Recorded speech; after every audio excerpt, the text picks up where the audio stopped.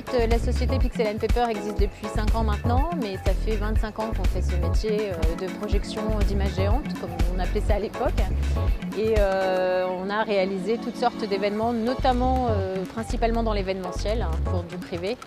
On vient de réaliser un quartier à Dubaï par exemple, et l'année dernière on était sur la place Bellecour, sur la Grande Roue pour un songe forain. C'est la 2e année qu'on fait la fête des Lumières à Lyon. On a rencontré un des technico-commerciaux d'Epson il y a de ça quelques mois, et en fait on a eu l'opportunité de tester en avant-première ces machines.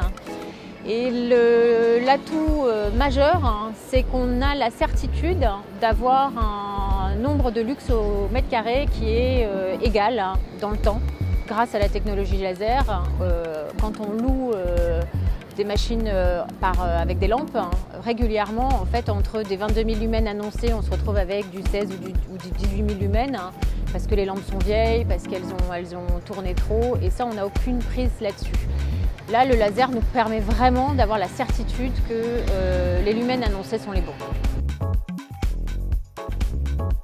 Sur des machines laser, une grande majorité des concurrents sont sur des roues chromatiques qui, elles, sont organiques et qui, du coup, se détériorent.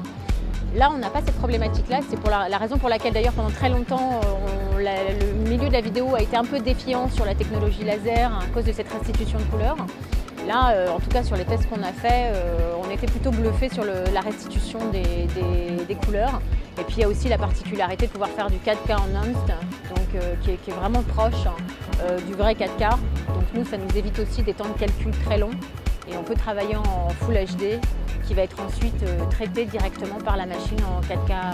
Donc ça, c'est aussi un énorme avantage.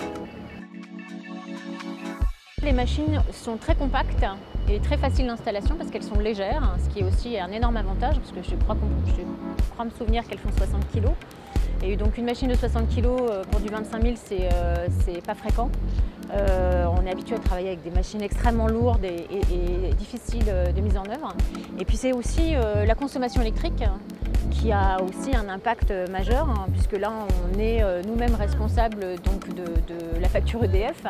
Et avec ces machines-là, on a clairement une consommation électrique bien en deçà que des machines avec des lampes.